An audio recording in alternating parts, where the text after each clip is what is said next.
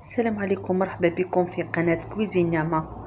على بالي كامل تحبوا الصابلي، وبما أنه العيد على الأبواب جبت لكم وصفة الصابلي بالميرانج. وصفة سهلة وبسيطة وبزاف بنينة بعجينة أكثر من رائعة بدون بيض وتجي طرية تذوب في الفم. إذا حبيباتي باش نديروا هاد لاباط عندي 250 غرام مارغرين بدرجة حرارة المطبخ،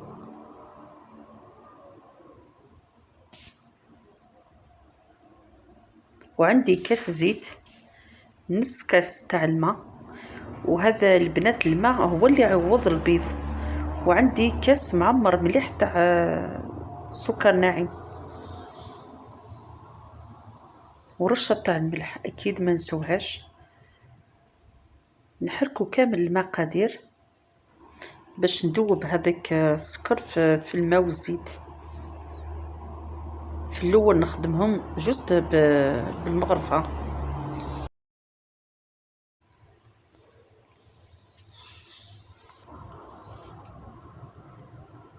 ومن بعد نرفد الباطو ونخدمهم مليح حتى يولي القوام تاعو يولي كريمي.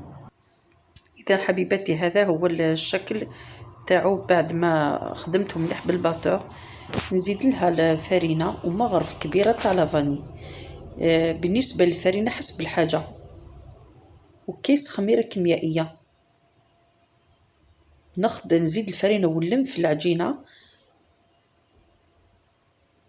حتى نتحصل على عجينه طريه نقدر نخدم بها.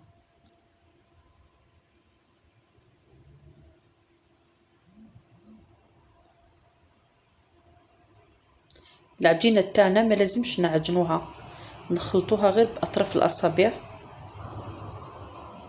وبالنسبه لهذا المقادير اللي عطيته لكم البنات يضحك كميه لاباس بها.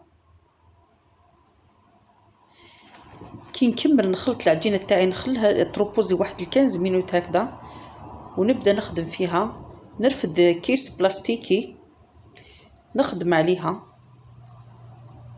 باش يعاونني في الخدمه ويعطي لي نتيجه تاني مليحه. راكم تشوفوا في العمليه كيفاش راني نخدم. منها الحبه تاع الصبلي ما تتكسر ليش ويعاونني في الخدمه.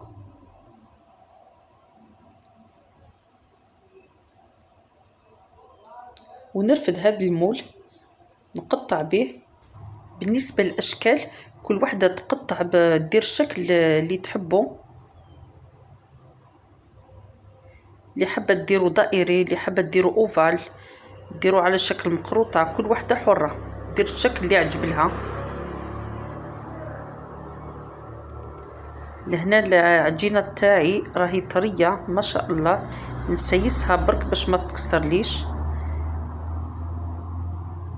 انا الفور تاعي البنات راني شعلته من قبل على 180 درجه. نكمل نعمر السنيوه تاعي ونديرها في الفرن تطيب لي من تحت، ومن بعد نعاود نشعلها من الفوق حتى نشوف اللون تاعها ولا دوغي، ونحيها نخليها تبرد. نروح ندير لا ميرينغ تاعي. ولهنا البنات بالنسبه لا ميرينغ تاعي عندي الكيلة تاع بياض البيض.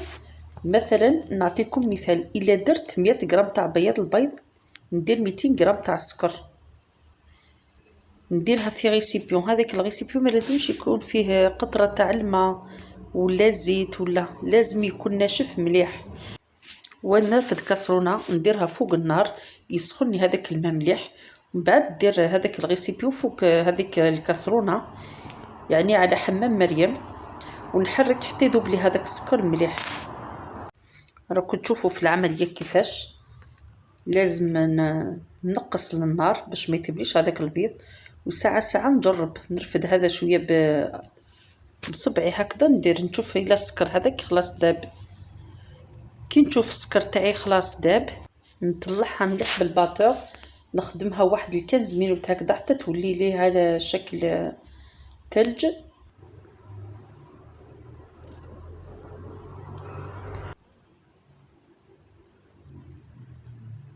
نزيد لها شويه حتى نشوف لا ميرينغ تاعي ثقلت مليح، ودير لي منقار هذا تاع العصفور.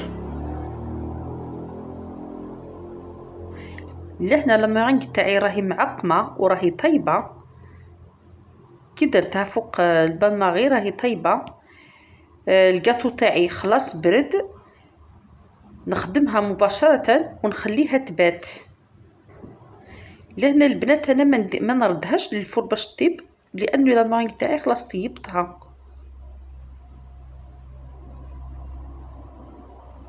كي نخليها تبات غدوه من الصباح تلقيها خلاص يبست، تولي كي شغل كلاصاج.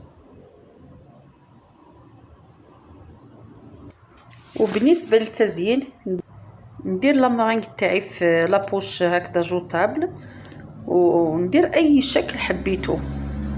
اللي حابه دير دي غوزاس، اللي حابه دير على شكل دائري، كل وحده تزين بالطريقه اللي تحبها.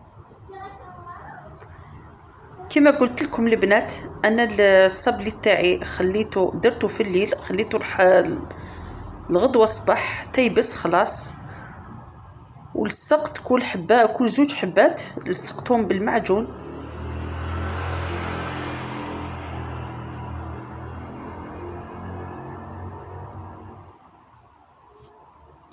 زدت ليطو على الاطراف. ولهنا عندي شويه كاوكاو محمص ومرحي.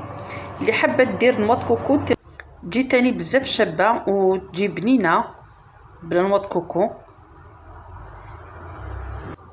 نكمل كامل الصبلي اللي عندي نلصقهم كل 2 حبات، نلصقهم بشويه معجون. اللي حبت تلصق بالكراميل تاني تجي مليحه. الى لصقتيها بالكراميل في الوسط تاني تعمريها بالكراميل. اذا نكمل كم الكميه اللي عندي لهنا، ونروح نعمر الوسط تاعها بالمعجون تاني. عندي 2 اذواق، درت ذوق الفراوله وذوق الليمون، يعطي لها واحد النكهه واحد الذوق، تجي بزاف بنينه.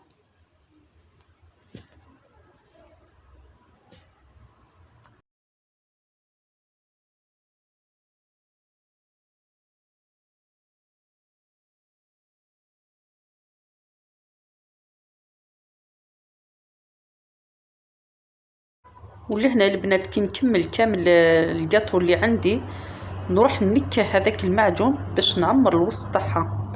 لهنا عندي 2 اذواق، ذوق الفراوله وذوق الليمون.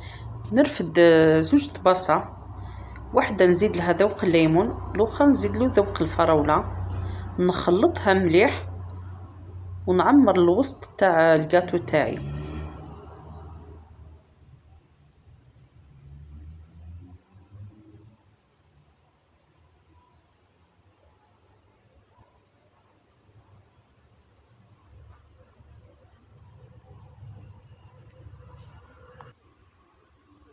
نكمل كامل الكاطو اللي عندي نعمره لهنا غير بشويه باش ما نوسخش الحبه تاع الكاطو تاعي.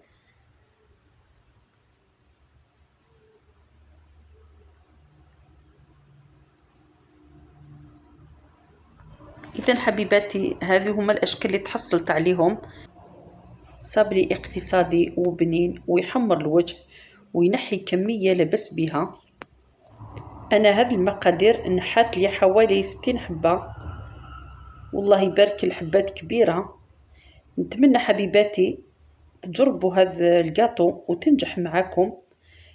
نقص معاكم حبيبه باش تشوفوها كيفاش جات من الداخل.